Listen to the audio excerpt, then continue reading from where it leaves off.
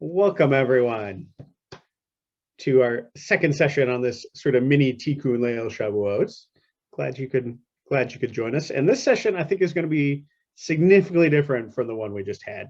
If this goes the way I hope it will, I'm actually going to do relatively little teaching.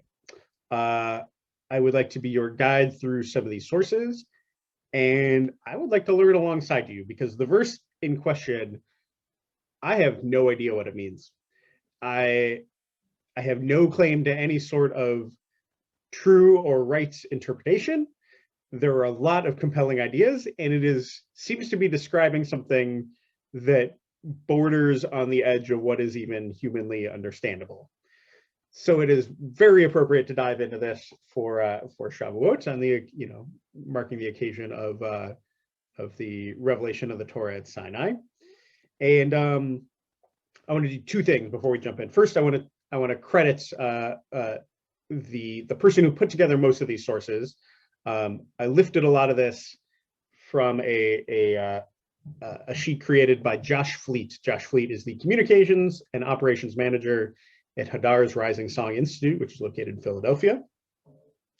And the plan will basically be, I'll set the scene for you. I'll tell you all about what leads up to the verse in question. We'll focus in on that one verse and we'll read it. We'll meet that verse on its own terms and try to make our own sense of it first, without the aid of any commentaries or any other ideas. We'll encounter it and we'll share with one another what we think it might mean. And I would encourage you to be bold. You don't have to make some sort of perfect claim or even defensible arguments, but I would encourage you to say something, share an idea about what you think the verse might mean and interact with what other folks say. And then we'll go and we'll learn some interpretations from the Midrash and also from classic commentators. And we'll respond to and discuss some of their ideas, ones that they raise. I hope to learn with you for about an hour. If folks want to keep going, I have a few more bonus sources as well, so we'll sort of see where that goes, but I promise you all the very best ones we'll get to. And that's kind of how things are going to go. So thanks so much for joining me. I'm excited to learn with you. Let me pull up our sources here. Again, some nice illustrations, and I have no idea who painted them, but credit to Josh Fleet, who put this series of sources together for finding them. I think this is a nice one to start with. Let's see, I'm just getting the tabs in order. Okay. So first, because we're calling this shiur Seeing Sound, Synesthesia at Sinai, which is both delightfully alliterative and also a description potentially of what it was that's going on. I wanted to share with you the definition of synesthesia, if that's not something you're familiar with. It's down there at the bottom, but I'll read it out because it's kind of small writing. So synesthesia, and this is from the website Psychology Today, synesthesia is a neurological condition in which stimulation of one sensory or cognitive pathway, for example, hearing, leads to automatic involuntary experiences in a second sensory or cognitive pathway, such as vision.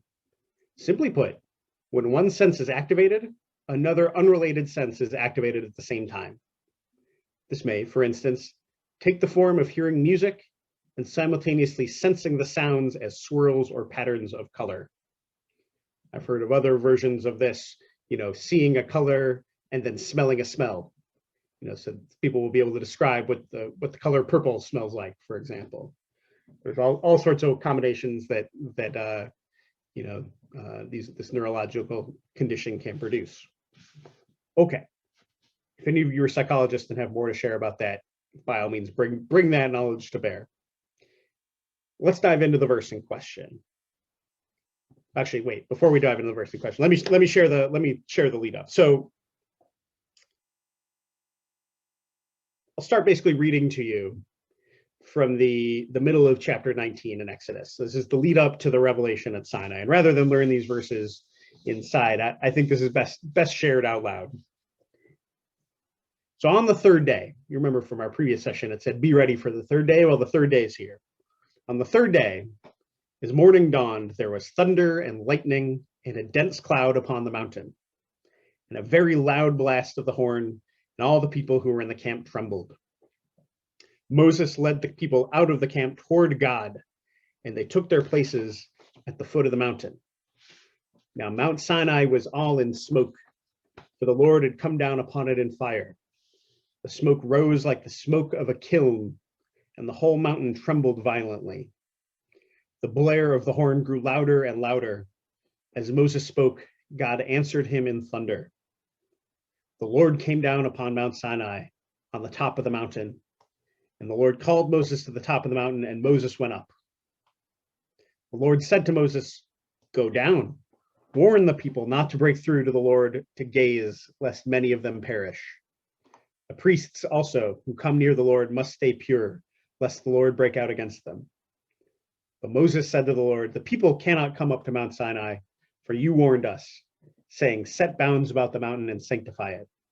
So the Lord said to him, "Go down and come back together with Aaron, but let not the priests or the people break through to come up to the Lord, lest God break out against them." Moses went down to the people and spoke to them. That takes us to the end of chapter 19. Chapter 20 should be very familiar. It's the Aseret HaDibrot, the 10, what we like to call the 10 Commandments, but which Jewish tradition refers to as just the 10 utterances. Begins, God spoke all these words saying, "I am the Lord your God who brought you out of Egypt." All those, keep Shabbat, do not kill, all the way to you shall not covet your neighbor's house, shall not covet your neighbor's wife, or his male or female slave, or his ox or his ass, or anything that is your neighbor's. Immediately after finishing the 10 Commandments, we get this fascinating verse. Now, I have read enough. Who will volunteer to read Exodus chapter 20, verse 15 out loud for us? Actually, ideally, someone who can read Hebrew, can you read it in Hebrew first? No pressure.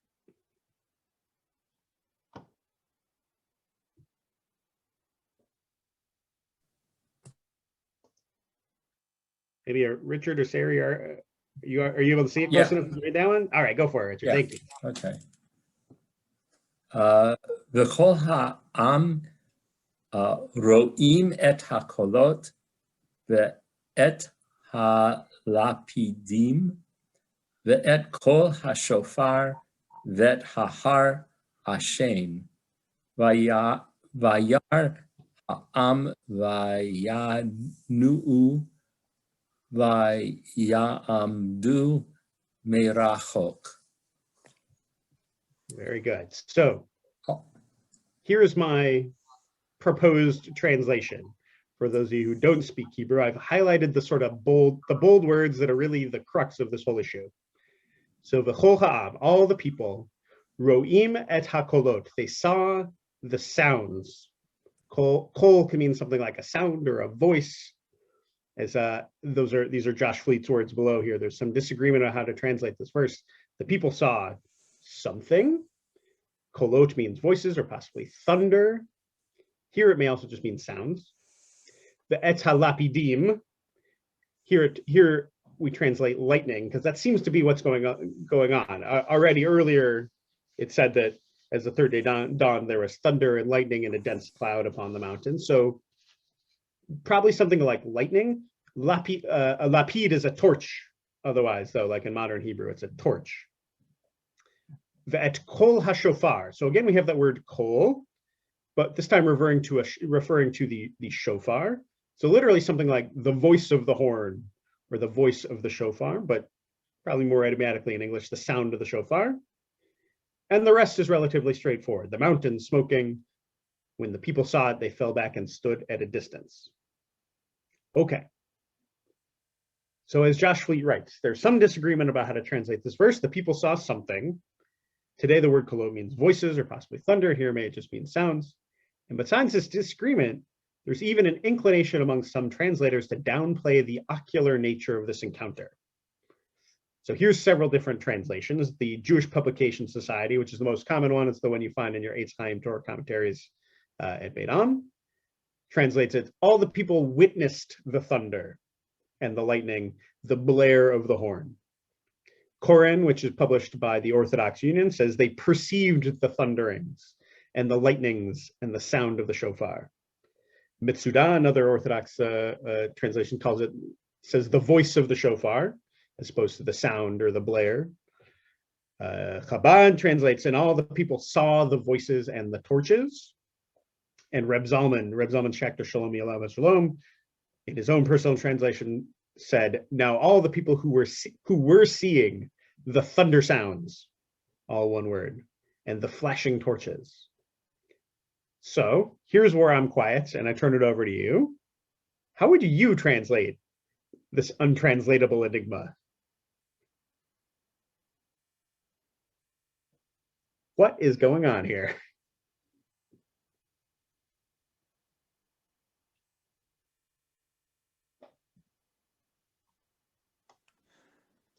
Well, I'll freely confess I do not understand the idiom. Hey, you and me both, brother. Yeah, it seems like there are three ways out. Okay. Go very literally, like the translation on top, or just try to make sense of it by translating. By translating, I think it's hakalot, as something that isn't as strictly auditory. So saw the lightning, and or do what the JPS did and try to and say, well, it's got to be more broad than sound, than a saw. Sure. It's got to, I guess you could also try to make it a little less blatant by reordering changing the word order a bit. Okay. Saw the lightning and the thunder might be a little less solipsistic in English. Okay. All right. Those are definitely some options.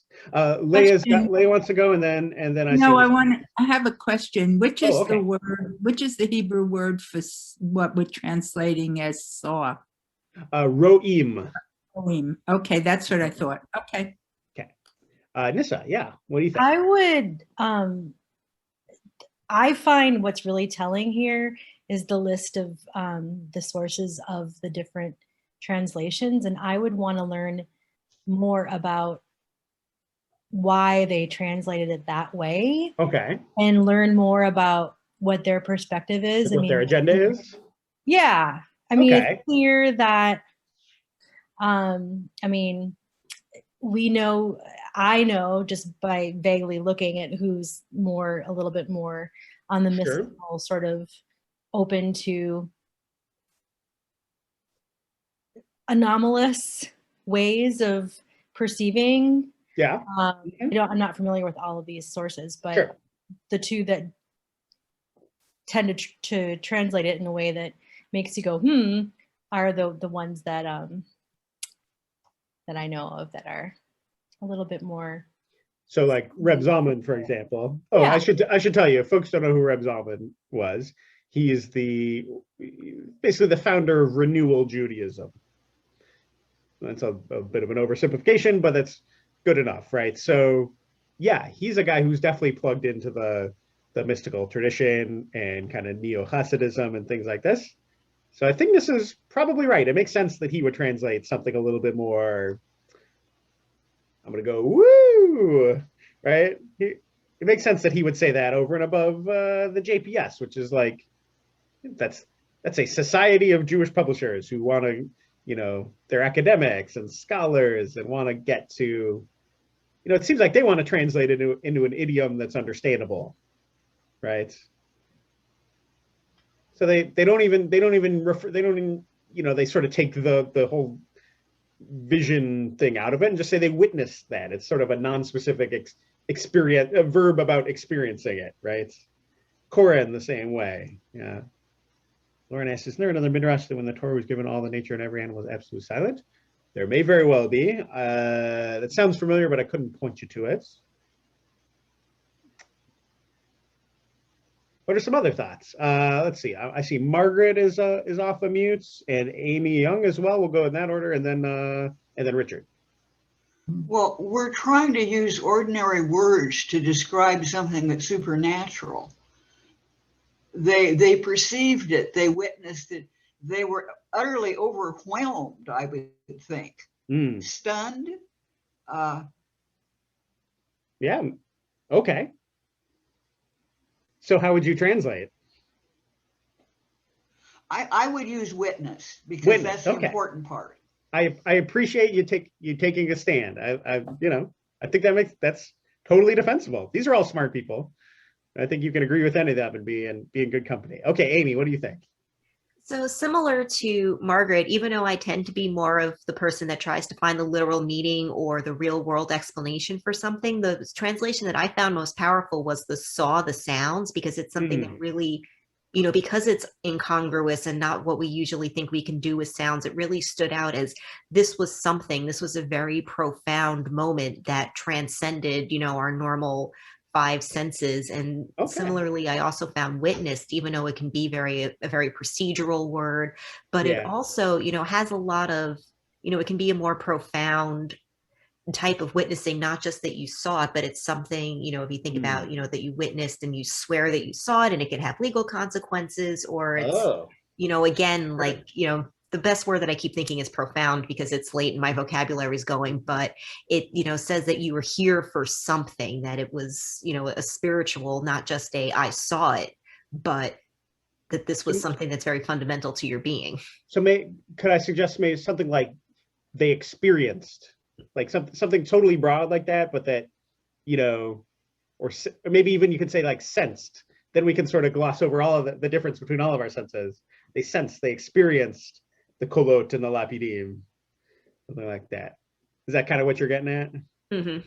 But I like the incongruity that it makes you say, wait, they saw sound? What was really going on? I like that it makes you stop to think what happened.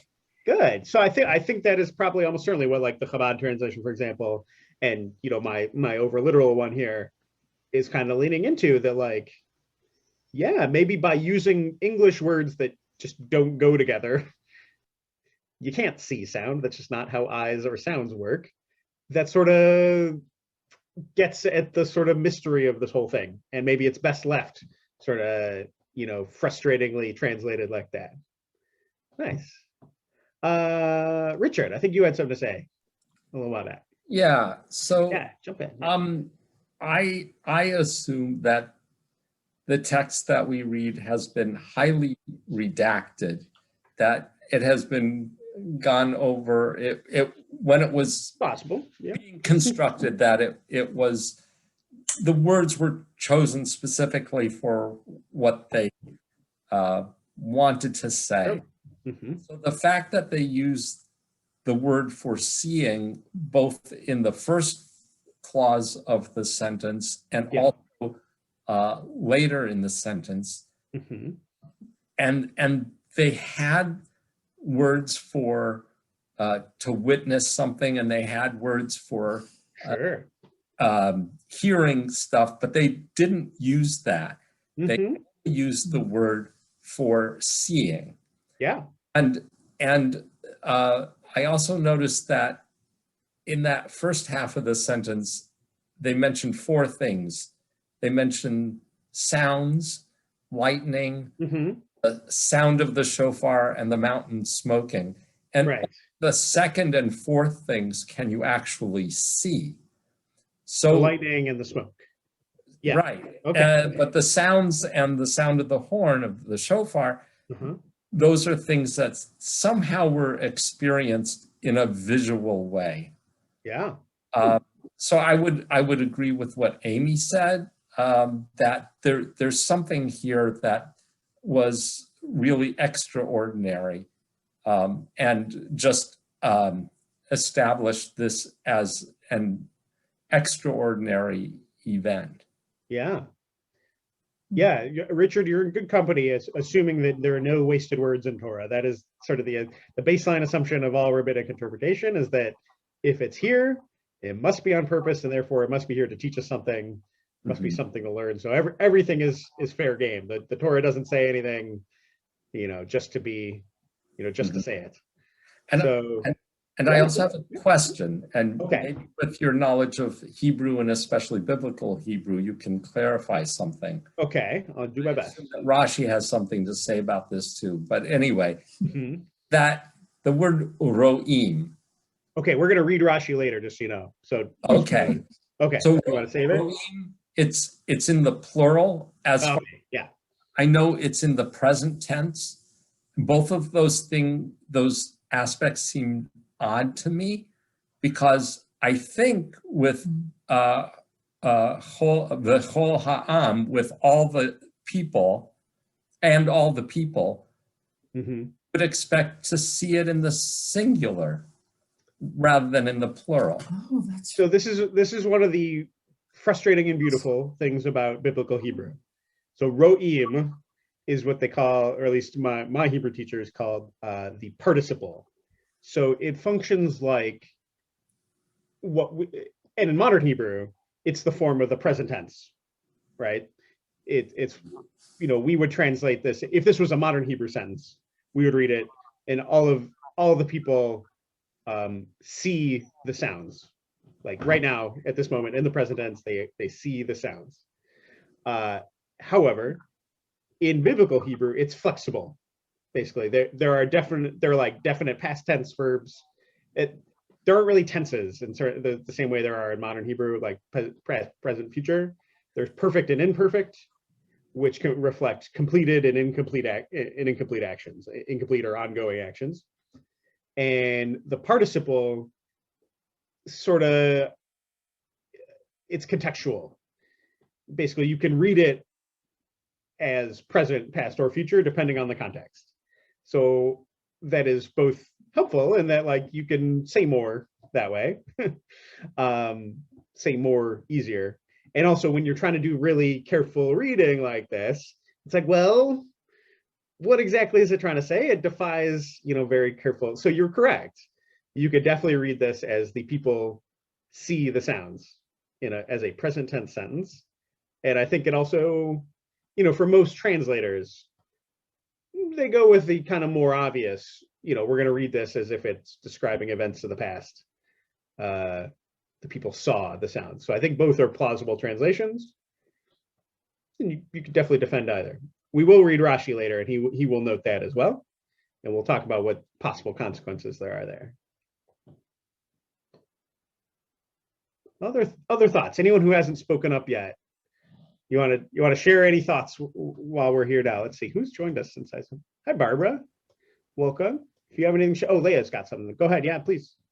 Oh, well, Amy, I love what you said, and I feel it in what Reb Zalman said, and now you kind of clarified it for me. If it's in the present, his he doesn't put it in the present of we're seeing, but that's sort of the present, like we all see it. Mhm. We are seeing it. And I love that idea. And then on the kind of practical, I don't know whether this makes any sense, but you see lightning and you hear the sound. So you're seeing the sound, but of course they didn't know that the sound was the thing that Mhm. the lightning is making. So I don't know whether that really makes any sense. That's an interesting idea, Leah, that like, yeah, I know because I took, 6th grade science or whatever, that the reason we hear the thunder is because the lightning goes first and, Right. makes the thunder, but they didn't know that. They knew that those things came together, but there's no way they could have known the one causes the other, right? Huh. So that's an interesting idea. I wonder if that does anything interesting to this. If we sort of assume that they don't necessarily understand the connection, maybe they assume that they come together but don't really understand why. So it would have made sense to a contemporary reader to say, oh yeah, I saw the lightning and thunder, and sort of collapse it all into one. That's an interesting. That's less fun, I think, than some of these other interpretations, but I think it's also plausible. All right. Well, with your permission, let's go on and meet some of these in other interpretations. Okay. So this section, Josh Fleet titles Mixed Reviews.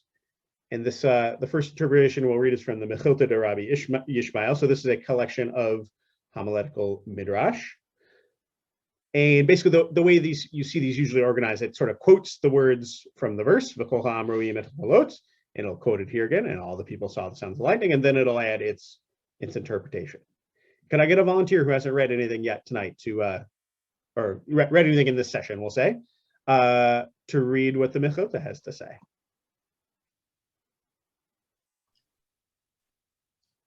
I could try reading. Sure. CGE staff, can I call you Oh, by? I'm so sorry. I'm logged into my wrong Zoom account. This is Andrea. Oh, hi, Adrian. All right. I'm sorry. Let me rename myself. I didn't even notice that. Ah, welcome. No problem. I wasn't gonna complain either way. You could have been CGE staff all night, but I'm glad to see that you are Andrea. Go ahead and read if you would. Oh, thank you. And all the people saw the sounds in the lightning. They saw what was visible and heard what was audible. These are the words of Yishmael. Rabbi. Anytime you see R, it's Rabbi. Yeah. Rabbi Akiva says, they saw what was audible and heard what was visible. I love this. Okay. So here's Josh's commentary. The Midrash succinctly conveys the tension of understanding this aspect of revelation.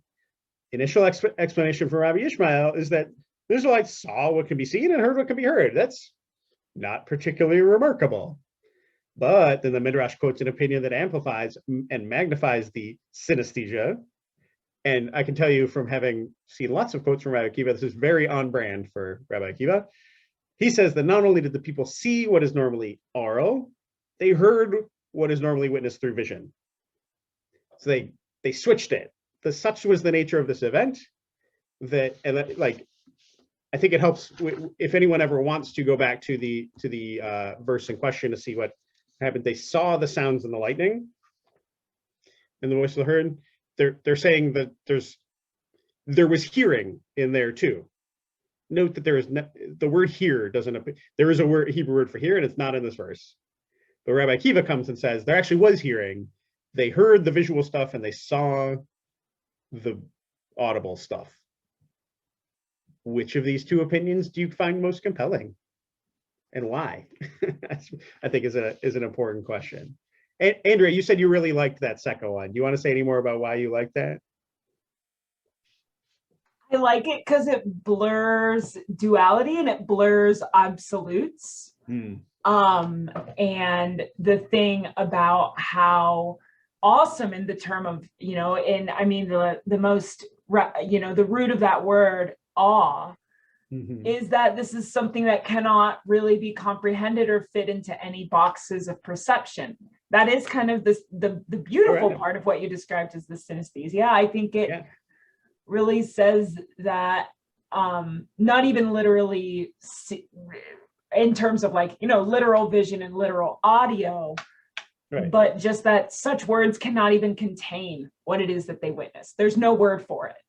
Yeah. Nice. Yeah, this makes me think of at a rock concert or any kind of concert where the bass is really loud and the bass goes boom, boom, boom, and you feel it in your chest. That I feel like that's not the same as seeing sound, but it's definitely experiencing sound with a sense other than hearing. Like it's a physical sensation of sound, right? So if that's possible, why not? Why isn't this possible? I guess, right? Amy, you look like you have a question on your face or a comment on your face. I'll just say quickly, because I see other people have their hands up, but I'm thinking about it again to bring it back to the literal. Looks like Allison had her hand up. She's right under me on my screen, but I think about it in terms of, in the visible light, that the light is a spectrum and visible light is only a small fraction of it, that there's other things and different species can see differently. And there's colors that our brains just can't even fathom because we can't see it. And the same thing similarly in hearing, that there's sound waves that exist and in other species are very much heard. So maybe we opened up to a broader spectrum. Hey, that's a cool idea. Yeah, I mean, and I don't know, I'm not a scientist. I don't know enough about how waves work, but could sounds sound waves vibrate at a frequency that could be like visible or something? Allison, yeah. Well, to answer that question, like bats have echolocation, right? So they use sound waves to see what their food is. But what I was absolutely, yeah. but what I was gonna say is that you know, his comment of nothing remarkable here, I don't necessarily agree with that, because I think if you're seeing a lot of things and hearing a lot of things all at once, it could still be very all-encompassing and like a whole body experience at the same time. So it could still be a very phenomenal experience by hearing sounds and seeing sights, you know? Sure. Yeah, and I would add too, like, yeah, it's sort of dull in that Ishmael is suggesting that, yeah, all their senses all worked the way that senses normally worked. But he's actually reading a whole verb into here that's not in the text. Like he's saying they heard what was audible, but it never actually says in that whole verse that they hear anything at all. So I don't know, what depends what you think of as remarkable, but yeah. Lauren says, I'll bet you could see something if a sound was at the resonant frequency of your eyes. I have no idea. Let's get the OSU laboratory on the phone and see if we can get some answers. Yeah, who of the Sapone Whites has a comment there? Oh, Richard does. Yeah, it's me. Yeah, Again. You guys can just start talking. I can only see like 3 or 4 people at once, so just start talking, okay? Okay. So, yeah, I mean, the rationalist, you know, part of my brain is saying, well, if the sound was loud enough, you know, you can create some way of making it quote unquote visible. And my thought was, oh, maybe if the sound waves were strong enough, you know, these people are standing on or near sand, and maybe the sand would vibrate and you see little lines in the sand. Hey, that's cool. Yeah, that would be interesting. It would probably scare the daylights out of anybody witnessing that. Yeah, I mean, they could even like sound could like potentially like vibrate the air itself in a way that's visible, maybe, right? Sure. Yeah. That's things. That's I mean, a cool idea. When a explosion happens, you know, the sound waves, the blast waves, you know, things. Yeah, and can damage them, can break them. They didn't have any windows in those days. And especially since they saw the mountain smoking. So, yeah, right. Well, yeah, there's definitely more to see than just these sounds, I suppose, too. Seems like there was a lot going on. Leah. Yeah, well, I love this whole seeing the sounds and hearing. I don't remember which way he put it, turning everything on its head, but that's kind of a miracle. And the whole giving of the Torah is a miracle. So it's like this whole scene is one big mystical miracle. Yeah, I mean, we're getting at something that seems to defy any sort of ordinary human experience here. Amy's coming in as the wet blanket, saying light and sound waves are pretty different things in the physical world, but yeah, suggests something beyond the physical is going on here. Okay, all right. All right, shall we go on? Let's go on. So here's your friend and mine, Rashi, Rabbi Shlomo Yitzhaki, so from the 11th century-ish. But Richard, you were the one who was calling upon Rashi. Do you mind reading his comments here? Sure. They saw the sounds. They saw that which should be heard, something which is impossible to see on any other occasion. And verse 3, the sound which issued from the mouth of the Almighty. Okay. Yeah, so these are like, he has multiple comments on the same verse, and that's why they're labeled. This is just comments 2 and 3. And it's entirely possible your comment about Ro'im is maybe comment number 1 that Josh didn't add to the sheet here. So they saw what should be heard, which is something which is impossible to see on any other occasion. So Rashi is sort of going in the same direction we are. he takes it at face value. As I said, this was a remarkable experience of switching senses, but he seems to qualify the event as a one-time miraculous instance of an otherwise impossible phenomenon, seeing the voice of God, so to speak. And he identifies the sounds themselves. What were the sounds that they saw? What issued literally at like Hayotzim mipi hagvura, what came out of the mouth of the Almighty, right? Okay, so here's Josh's question. Prior to this epic event, the Israelites witnessed so many seemingly impossible miracles. There was, all 10 of the plagues. There was the parting of the Red Sea. Why does Rashi need to qualify his explanation of the collective synesthesia, whatever it was that happened here? Try to put yourself in Rashi's shoes here, and like, why qualify this if you indeed buy that he's making a qualification here?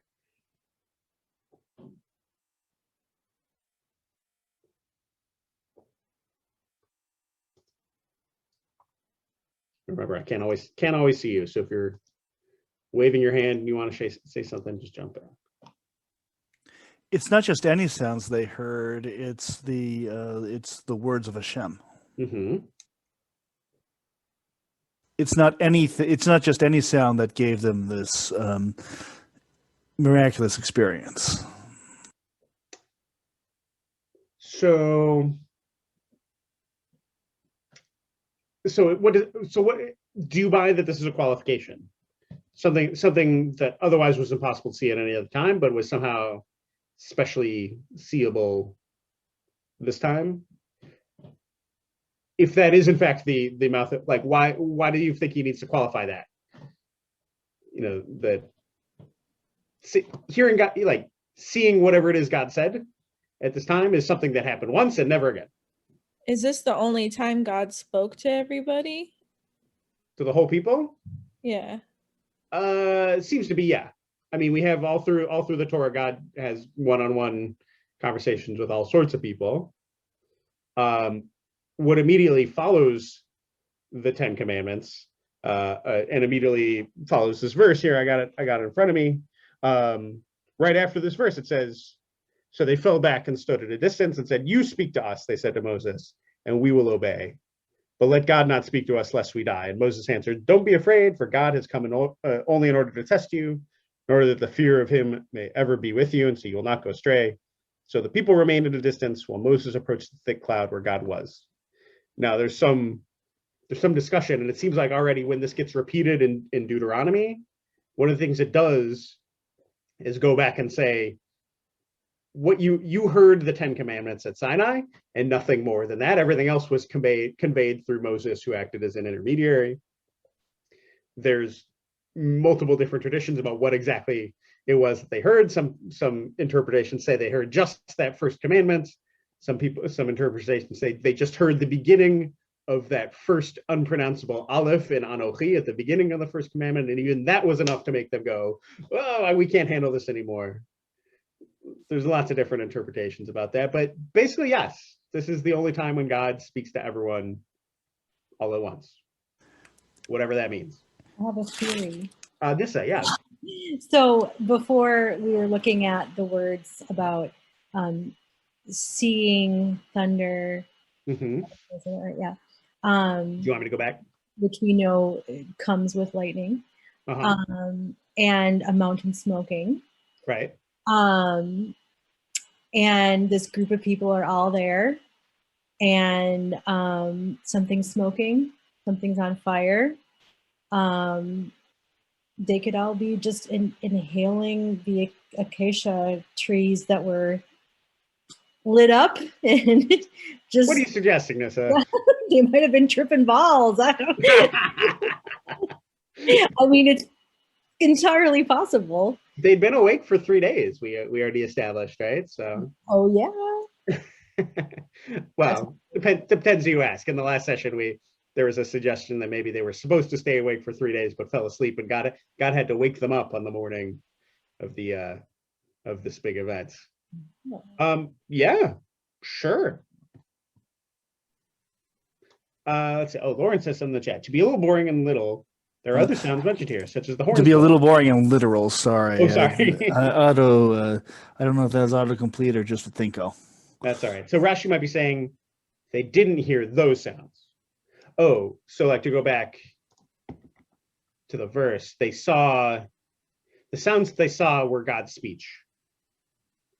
The sound of the horn, they didn't see that. They just heard that in a normal way.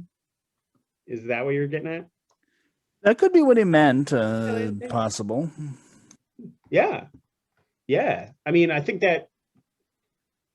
I mean, that seems. I mean, yeah. I guess I don't hate that. Like, I can understand why he would want to say that's sort of a one-time thing, because we hear horns all the time in totally ordinary hearing kinds of ways. But speech directly from Hashem, like, yeah, no, I don't think I've ever heard that. Well, I was thinking, it made me think of Genesis, and Okay. so I may be remembering wrong, but God spoke and the world came into being. Aha. Yeah. So, yeah. Yeah. Yeah. I mean, that is. I mean, first God says, "Let there be lights," right? The first thing, and that's sort of the understood. That's the interpretive tradition too, that God created the world through means of speech, through words. So, yeah, I mean, if we're imagining that God's speech has power to create the whole world, then yeah, can you imagine listening to that? Can you imagine hearing that? I mean, yeah, of course, it would have to be something beyond sensory comprehension, right? Okay, let's keep going. Let's check out some more sources. This is super fun, but I want to make sure we get to all the cool stuff. All right. Can I get a volunteer to read Sforno? So Sforno is Rabbi Ovadia ben Yaakov Sforno, lived in 1475 to 1550. Let's see. Actually, you know what? I'm going to read this one because he worked some Hebrew words in that I should have seen this and turned it into transliteration. So here's Sforno's comment. He's commenting on Roi Metakolot, that they saw the sounds. This is like Vilibi Ra'ah, and my heart saw, which is a quotation from Kohelet, which is Ecclesiastes. They meditated on the idea of the sounds, but they were unable to endure it. As was said, let me not hear the voice of the Lord my God any longer, or see this wondrous fire anymore, lest I die. That's what in Deuteronomy Moses is saying, that what the people said. Don't let me hear the voice of God anymore. I can't handle it, or this wondrous fire, right? I'm going to die. But I think the main point he makes is he compares it to this other verse where we have an example of an organ doing seeing, which is not an organ capable of seeing. My heart saw something, and we could look up what's happening in Kohelet, but sort of beside the point here. Sforno takes that to mean that it was a meditation somehow on the idea of the sounds. So Sforno connects our verse to Moses' retelling of the events later in Deuteronomy, as well as to the vision of the heart in Ecclesiastes. According to Moses, the people had asked to be cut off from hearing the voice and seeing the fire, a minimization through hindsight of the synesthesia from Exodus, but certainly not a downplaying of the event's intensity. In Ecclesiastes, the narrator speaks of the capacity of his heart/mind to see wisdom. Remember that in the ancient world, they identified the heart as the seat of thought. They thought you did all your thinking with your heart. They didn't really understand what your brain was for. So when it's, anytime you read my heart saw, it's probably a better translation of modern English is, my mind saw, sort of saw with my mind's eye or something like that. That is, the heart-mind complex is where the content of a text or teaching is absorbed and understood. It's not really literal seeing, rather a sort of mental focusing of attention. Okay, what do we think about this? Josh asks, why would just thinking about an idea bring upon a sort of mass hysteria? Meditate upon this explication. How does your heart see or hear it? What do you think about Sforno?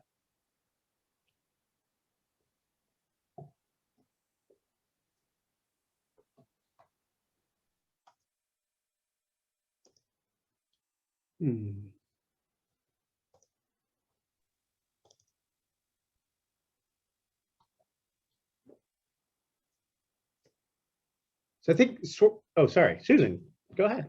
Well, what if seeing meant something totally different, meant something knowing or being having knowledge of more than visually seeing things. So that's kind of the point I was going to get you to, which I think this is the way we talk all the time. Like right now, I see the point you're making, Susan. Right? Right. And I don't literally see it. Exactly. That's a turn of phrase we use. Seeing basically means understanding. Yes. Right. In a sort of comprehensive way.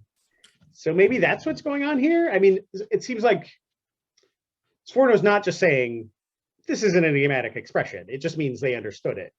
Sort of maybe the way I think at the beginning, or like the way like JPS translated, they witnessed the sounds. They sort of experienced this, right? Yeah. Yeah, that's I think that's how they're taking the seeing, is like, yeah, it's just an idiomatic expression. It means they got it, they understood it. Sforno's not quite saying that, right? He's saying hitbonenu be'inyan hakulot. So they like, hitbonan is from a root that's like bina, to like, it's like understanding. They like like a reflexive, they understood, they deeply meditated on the idea, the inyan, the essence, so like the idea of the sounds. I don't know what the heck that means. That means like they realized what was happening and they were like, get me the F out of here. Like, okay, I mean, they were overwhelmed. Yeah. Yeah, it seems like it. So then I want to know what was so overwhelming. Well, I had a question about it. Yeah. I'm wondering if it's sort of like imagination, where you see something and it's as if your heart, even dreaming, as if your heart sees and hears something, and it may be a form of kind of embodying something, that it's, I embody this vision, this sound, and my whole body gets it. That's an interesting idea. I mean, yeah, sorry, go. well, Allison, didn't you say that Hashem woke them up? So maybe this was all a dream. I mean, I hope not, because then there's some serious implications for my career path. Like a group dream of like he saw them and like they all saw it at the same time, but in their head. Yeah, like in their mind. Yeah, I'm thinking about what Barbara said and thinking about dreams I had, where obviously I didn't see those things because those things didn't really happen. Like the sensory input didn't go in through my eyes. Right. But it still got to my brain because my brain sort of imagined itself receiving visual input, right? Yeah, and so maybe that's what it means by they saw it. And then it's as if. Right, it's like as if they saw it. As if, yeah. Yeah, yes, indeed, Lauren. Plenty of revelations of dreams in Tanakh, yes. And yeah, so like they somehow absorbed it as if it was visual input to their brains. And that way it's sort of like almost they saw it, but bypassing the eyes. Yeah, embodying it. So that their whole sense felt it and experienced it, and that's neat. As if they saw it. Well, yeah, jump in. Yeah, I mean, I understand you're not liking the idea that everybody was asleep and dreamt it, but yeah, but if they meditated, they could have some kind of experience that was out of body or whatever. And it seems like maybe that's what he's getting at, is the state they were in, that they were in some kind of meditative state. Yeah. And that induced, I mean, Josh calls this, a sort of mass hysteria. Like they all, it says, the text says that they all said this. The whole people were like, don't let me handle this anymore, which is actually also a pretty remarkable thing too. The 13 of us here in this room, in this virtual room, could we ever say the same thing all at once? Like that's not how humans work. So evidently they all sort of received like the almost like ESP or some sort of like psychic transmission, maybe straight to their brains, that made them all have the same, I can't handle this anymore reaction all at once. This is us over here, I'm kidding, for the Acacia group trip. That, I think that this could be evidence in your favor too, Nissa. Amy, yeah. So forgive me if I'm mixing my stories or my traditions, but there's the sort of tradition or thought that when we receive the Torah, when we receive the Ten Commandments, that all beings or all Jews were there at the same time, anyone that was or will be, correct? Yeah, definitely. So we're already coming from a moment that seems to transcend, significantly transcend the physical world and the logic in our senses, because it's really small on my screen, but what they say, like, everyone heard. So maybe it's not even just the collective of the couple of thousand people that were physically at Mount Sinai that they were having collective experience, but when you bring it into they all, meaning, whoever's considered in that everyone, that's another level to add to this. Yeah, like Moses says, like later in Nevarim, all you who are here this day and all you who are not here this day, which everyone understands to mean like all the Jews past and Jews future, right? Everyone is there on that day. Even Jews who are not Jews yet, who have not yet converted to Judaism, they were there too. Sari, yeah, you were gonna say something too. Yeah. This is a little bit back in the conversation, but I was just thinking about how in the, 60s and 70s, there was the phrase that people started using that was grok, to grok something, and it came from Robert Heinlein's Stranger in a Strange Land. I know that book, yeah. Right. But I was just thinking about that word, and like, I don't use it very much, but whenever there are certain instances where I feel like that's the word I want to use, describe an experience, and it is that sort of like an embodied understanding. It's sort of like, you don't understand something on an intellectual level, but you deeply get it. Like you just totally understand kind of like something, and maybe its ramifications and its context. And it's just thinking that it seems a bit like that it's sort of an understanding and a knowing that's really deep, that maybe could encompass lots of different as well. Yeah, maybe if we go back to the beginning, and it's like, how would you translate this? All the people grokked the sounds and the lightning and the voice of the horn of the mountain smoking. I kind of really like that translation, Sari. Okay, good. That's a good one. That's a good one. Lauren says maybe something like envision. I like that too, because it has vision in it. It's not the same as vision. Envisioning is not the same as seeing, but it's sort of like vision. It's sort of like seeing. I like that too. Nice. If you don't know what we mean by grok, Google grok, Grok, and see if you can get some better explanation than we're capable of here. Okay, let's check out something new. All right, I think we're close to. Okay, we got a couple more. Sensory overload. Here's one of my favorite commentators, Ibn Ezra again. Can I give a volunteer to read Ibn Ezra's comment on this verse?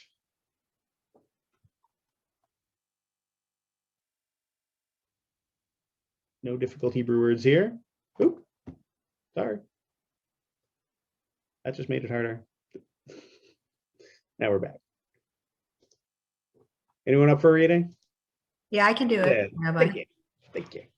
And all the people saw the sounds. I have previously explained the intent of seeing the sounds. All sensations joined together on a processed at one point.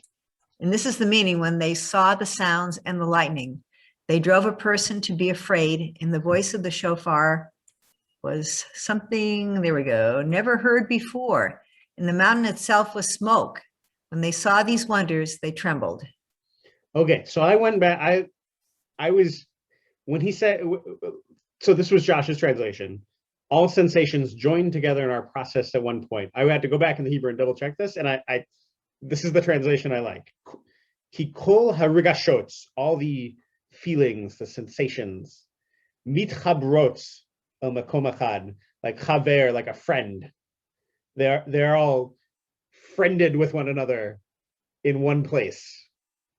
Yeah, but somehow the sensations all come together, and he translates process, which I think is like, I mean, he adds that in there, but I think that's sort of the intent of Ibn Ezra's intent is like, at some point, all of these sensations blended into one and became one undifferentiated experience. Here he says, Abraham ben Meir ibn Ezra says the revelation sort of fried the senses of the Israelites. Flashes of flaming lightning, mountains of smoke, seemingly sentient shofars. It was all just too much. I think he's saying, if the shofars have voices, they must be speaking. The collective motherboard was overloaded with information, and as a means of self-protection, funneled every sensation into the ears. But this was perhaps even more overwhelming, and the people quaked with terror, asking for it all to please just stop. So Ibn Ezra is sort of like whichever the first commentary we read, that read hearing into this verse where there's no verb for hearing, sort of has a similar idea, that all the seeing of sounds, it's all drove the person to be afraid, and the voice of the shofar was something never heard before. He reads that in as well. And I guess Josh takes this to mean that, it was sort of all the senses poured into the ears rather than the eyes, nose, etc. What did revelation taste like? How did it smell? Was it graspable? If Ibn Ezra's on to something, and there was this kind of multi-sensory experience, but there was all sort of undifferentiated, then these are valid questions. What did revelation taste like? How did it smell? What do y'all think of Ibn Ezra?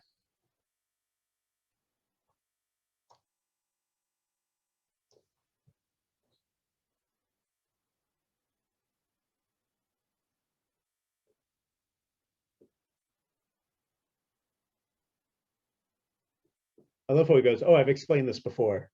You should already know this, for one thing. Why the ears?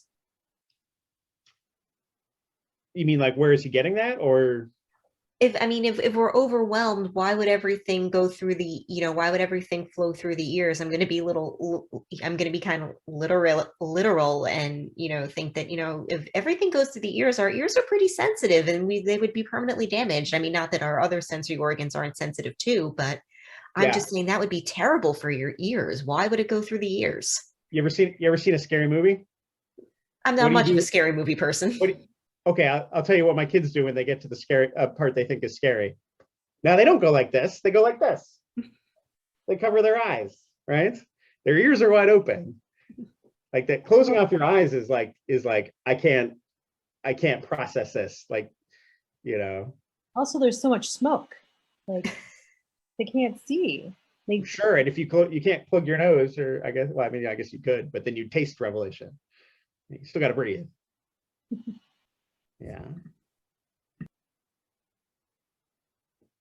I think that might.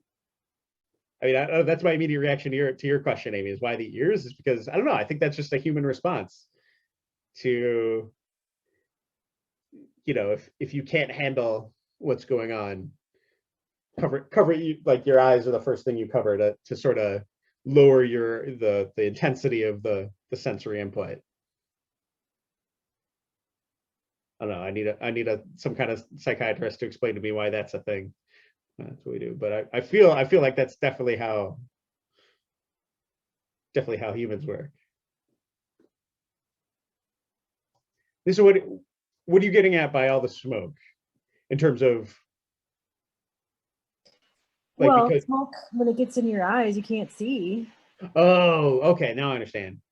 And if you have to take that in as well as all the other stuff, your ears aren't so affected by it as your eyes would be. That makes sense. Okay. Amy. And maybe, again, I'm not a neuroscientist, but again, if the smoke, it gets in your eyes, you can't see. If it gets in, your nose and your mouth, it would mess up taste and smell. Maybe hearing is, if there's all this smoke, what would be least affected? Yeah. I think that actually kind of makes some sense. Like I can handle I don't know. I mean, you can handle kind of loud noises, but you know, a flash of light and you gotta look away. You gotta close your eyes. Like, I think your eyes are also kind of maybe more sensitive that way. Yeah, and I'm thinking of the summer when there was smoke, it definitely obviously affected, what I saw, I tasted it, I smelled it. Yeah. I don't think I heard it. I don't think it messed up my hearing. Yeah. Right. But if we're sort of collapsing all these senses into one thing, if you got to choose one, so if you guys shut down some other senses so that you can process it all, like as he says, it's all combined into one thing. You're going to sort of take in the sight and the sound and the feel and the smell and the taste. You got to pick just one. The ears are the ears are the one. Allison? Okay. I don't know. I just had a thought, but I don't know if I can articulate it. All right. Like even though they closed their eyes or their mouths couldn't taste and everything was pouring into their ears, they still saw what God wanted them to see. So that really freaked them out too, maybe, that they were like seeing in their mind kind of. Yeah, I think that's what Ebenezer is getting at, is that, like, I don't know, I'm sort of imagining the way like a bundle of cables, each carrying a different kind of input, right? Like a different kind of signal. There's a visual signal in a cable, or maybe in a wire, and an auditory signal, and a smell signal, and a taste signal, and a feel, and they're all bundled together in one cable. And it's like that cable was plugged into their ears, and they got all those at once through their ear and right into their brain. Did that make any kind of sense? Like, so that total five sensory experience was, as he says, joined together and processed at one point. And that was through the ear straight into the head. So they still got it all, but instead of taking it all in, sort of five sensory inputs through all five senses at once, they kind of channeled it into one ear, or maybe both ears. It was integrated. Yeah. Thanks, Nissa. Thanks for joining us. I think we're going to learn just a touch more. We won't do bonus sources tonight. Andrew says it kind of zooms out into the whole body experience. Yeah, I mean, I keep getting that impression too. Oh, sorry, go ahead. Well, I was reading again what he said. We're funneled every sensation into the ears, and the next sentence says, but this was perhaps even more overwhelming, and the people quaked with terror. So it may not be that the ears are the best source of this. And I'm just thinking, I know Dick has very sensitive ears. And sometimes when I get enthusiastic about something, I speak a little loudly, and he'll kind of jerk like this. He doesn't mean to, but it's almost like he can't help it because it hurts his ears. So I don't know that any sense is easier to bear all this stuff than any other sense. Yeah, I mean, ultimately it says they couldn't handle it. So what their strategy kind of didn't work. Maybe it was their instinct. The instinct was sort of like this, but it didn't. It was still too overwhelming. Yeah. All right, let's do. I think we got one more. Oh no, we got two more. All right, found in translation. So we're back in the Midrash. This is Shmot Rabbah.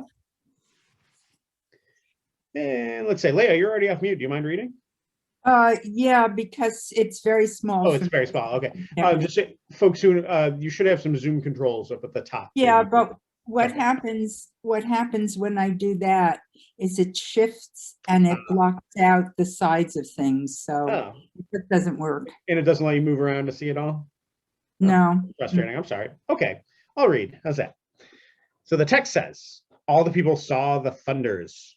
It's not written thunder, hakol. It's written hakolot, the thunders, plural. Rabbi Yochanan teaches that when God's voice came forth in Mount Sinai, it divided itself into 70 human languages so that the whole world might understand it and every nation heard it in their own language. So I can tell you that the rabbis imagined 70 is sort of like 100. They kind of thought in base 7. So 70 is like 100, and 100 is kind of like infinity. So when it says 70 language, they mean every language, right? a million languages, right? Josh says, rather than having a laser-like focusing effect that we saw in the Ibn Ezra explanation, this midrash describes the experience as the opposite, an unfolding outward to meet the entire horizon. The kolot, were not really thunderings, but instead were the sort of cosmic rumbling that apparently happens when God speaks simultaneously in every language of the world. Here, it's not clear if the people actually saw the voice refract through a prism, but the atmosphere was certainly thick with the sound of the divine's multi-layered sermon. Take care, Barbara. Bye. Oh, and Susan. All right, we got to wrap up here. So this teaching seems to say that each person across the whole world heard the divine word in a language they could understand. That is, the event was personally tailored. Wouldn't this have lessened the intensity of the experience? Rather than hearing 70 languages all at once, it seems like each person heard just one native language. Not overwhelming at all.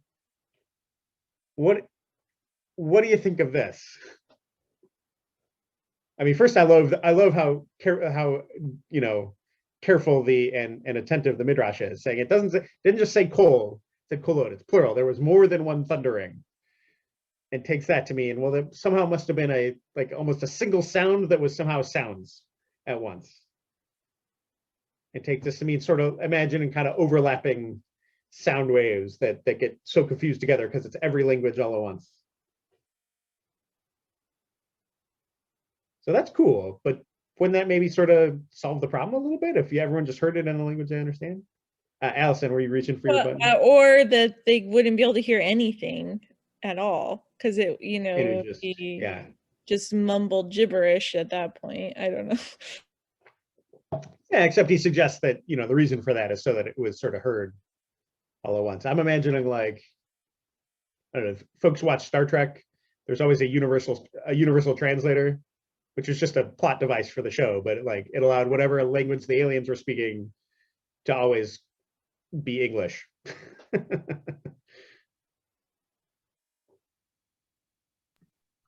But again, it implies something divine about like cutting through the literal noise. That, because if the two options were that either this message could be broadcast in all the languages so that everyone could hear, or the other option is to condense everyone's comprehension so that they all understood the same language. Instead, it was broadcast out, which again, sort of has some sort of divine of, everyone was hearing it and it was speaking directly to them. It was in their native language. Nothing got lost in translation. God wasn't speaking in something that got translated. God was speaking in a way that you understood. So this reminds me of something else. So in Lachadodi on Friday night, we sing Shamor v'zachor b'dibor echad hishmianu el hamyuchad. So what that means is Shamor v'zachor. So two words, Shamor, keep, and Zachor, remember, b'dibor echad, in one word. And that's a reference to how in the commandment that says to keep Shabbat, the fourth commandment in the Decalogue, in the Ten Commandments, in the Exodus version, it says Shamor, you should keep Shabbat. And in the Deuteronomy version, when it's sort of saying what you heard back then it says Zachor, it says remember Shabbat. And so the rabbis are like, well, what was it? Which one of those was it that God said? How could they possibly be different? And so the tradition becomes Shamor v'zachor b'dibor echad. God said both remember and keep in a translinguistic way. It said both of those at the same time in one word. And this sort of reminds me of it's like, this doesn't seem like that much of a conceptual leap if you already, are explaining Shamor and Zachor that way, to say, yeah, God said everything all at once. And it was sort of this this integrated signal or something like that was parsable by the people who heard it. So they got it all, but they heard just their own language. I feel like God would speak its own language, like not even a human language, but like something that every human would understand, but not. You think God speaks Hebrew? I'm just kidding. I don't know. Yeah, I mean, well, maybe that's what this is. It is kind of like at least a universally understandable language. Well, like, because that's putting too much humanness on God to say that he would take the time to translate everything into all the human language. I think he would just speak in a way that everybody understood him. Right. Well, yeah. Well, and so that would be a different language. Like, say for the sake of argument, there are 70 human languages in existence. Obviously, there's far more than that. But this would be a different, like God's language is a different language, distinct from all of the human languages. Yeah, it's just like gives you an understanding of what they're saying. Still understandable. Okay. Yeah. Like, yeah, it's not necessarily even a language. It's a way of communicating to the people what they're saying, and everybody understands it, but it's not. I don't know. Maybe I'm getting abstract. I think you're right. Like, I think this sort of comes up against the issue that we've been hammering on, is like this was not just a hearing experience. This is a multi-sensory experience. So who cares what language it was in? You know, that's at best 1/5 of what they were getting, right? If there's 5 senses, right? Yeah. All right, nice. Let's wrap up. This is awesome. Okay. The Kli Yakar. So Shlomo Ephraim ben Aharon Lunshitz, aka the Kli Yakar, echoes the midrash above. Well, here's what he says. We have to understand how they could see the sounds. It sounds reasonable that each word that God spoke immediately became palpable and tangible to the extent that it took on physical reality and could be seen in the air as floating letters, as if they were written in front of them. I adore this midrash. And it's another one where I had to go back in the Hebrew and see exactly what it is he's translating. And here it says, Miyad Nitgashem. So Nitgashem is a word that the like Hasidic literature uses all the time. It's like corporeality. So this is like became corporeal. As we translated, took on physical reality. Right. So each word became a physical thing. And it can be seen, Ro'in be'avir kol ha'otiot porchotz. They were all floating in the air. So the Kli Yakar echoes the midrash above, saying that as God spoke, the voice transmogrified into floating letters that filled the air for all to behold. Thus, the assembly of Israel literally saw the sound. All right, what do you think? I see Amy's making a twisted up face. Oh, wait, Torah as graphic novel? Yeah, totally.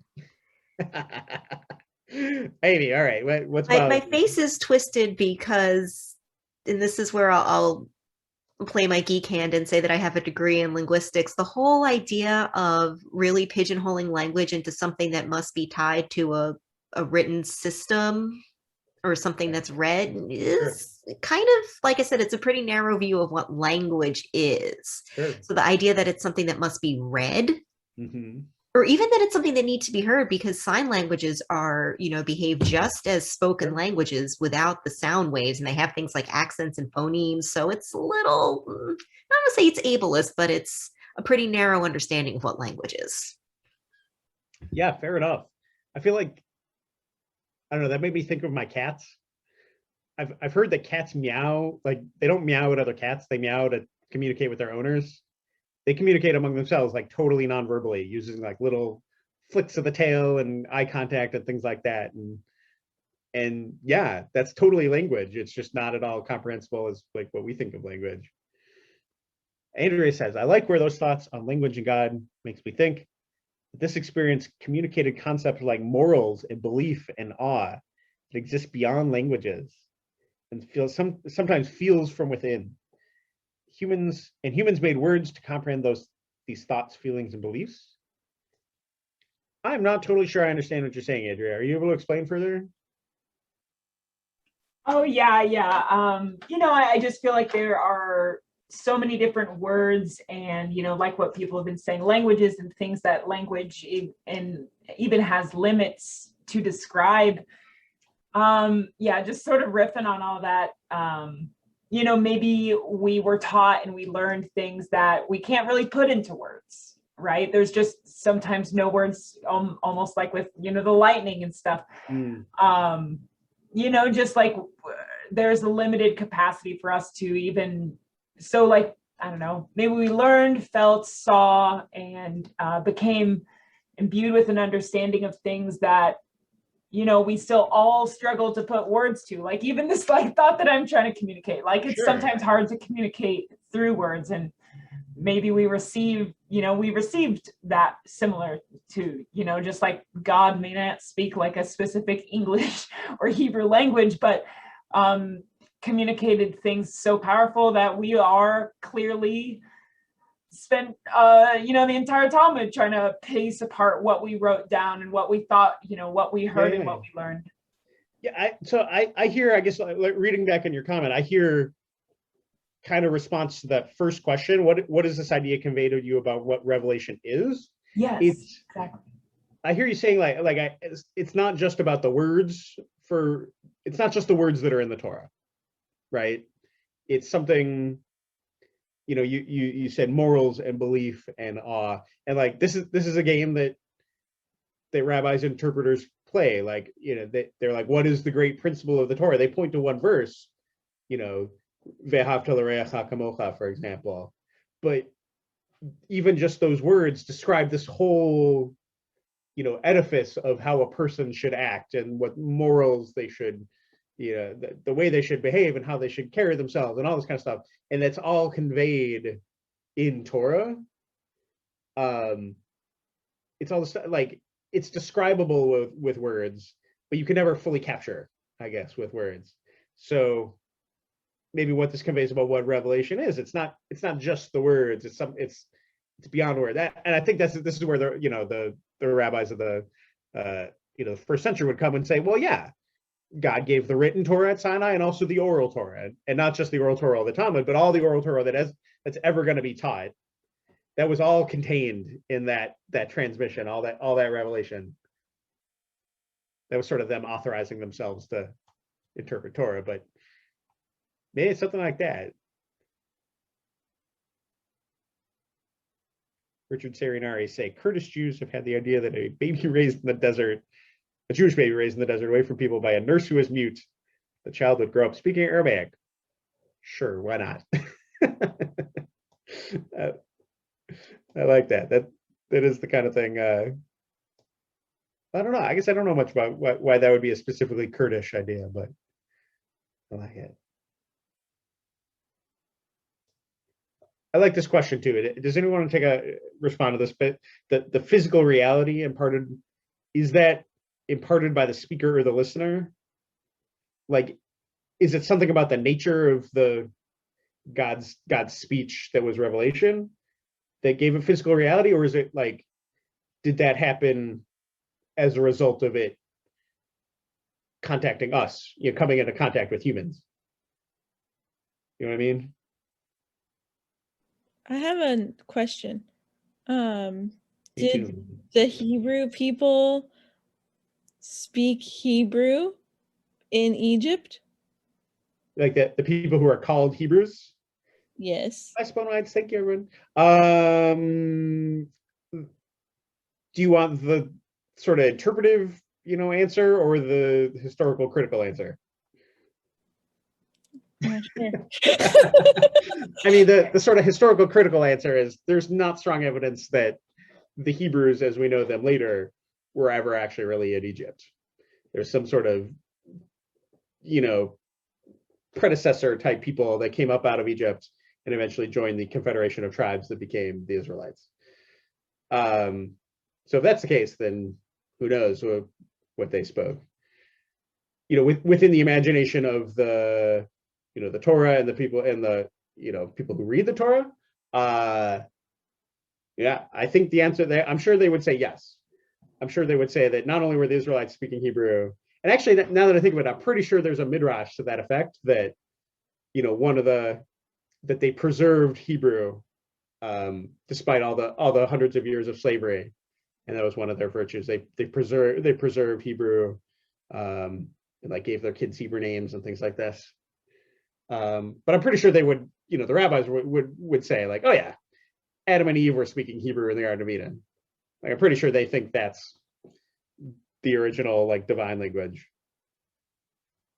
Okay, well, that's what I was thinking, like maybe this was God also giving them the language to understand the Torah and stuff, and that's why it was like visual floating letters at the same time, because they're like getting the language, but maybe oh, I see, like as if they were learning Hebrew at this moment. yeah, I guess. Sure, I like that too, but like why insist that it's Hebrew? Like maybe it is sort of the Well, I just think about how like the Torah is, you know, the living tree, and then the letters all have significance, and well, and they all have every letter has significance, and we always read into every letter. So like the letters of the Torah are important, like yeah, so that's part of what they had to learn. Yeah, I mean, you would have loved yeah, I mean, if that's your take, you would love Akiva, who is all about, you know, interpreting the little crowns on the letters and deriving, you know, whole branches of halakha from the crowns on the letters, right? Yeah, I mean, I think the rabbis would definitely say that too, that what is the content of revelation? It's the words, but literally it's the shape of the letters themselves, even, and the way that they're drawn and script. Yeah, that's all part of this too. Yeah, totally. This is a cool one. All right. Is that all? That's all. I like this artwork. I think this is a good one to finish. Thank you, my troopers who made it all the way through to the end. We went a bit over time, but that was great. That was super fun. I'm so glad we got through all those. And I knew looking at this on my own that this was not something I could fully unpack or understand on my own. I really needed to go over it with friends and in community who would have all sorts of other interesting ideas and interpretations. And thank you. This was awesome. Let's do it again next Shavuot. What do you say?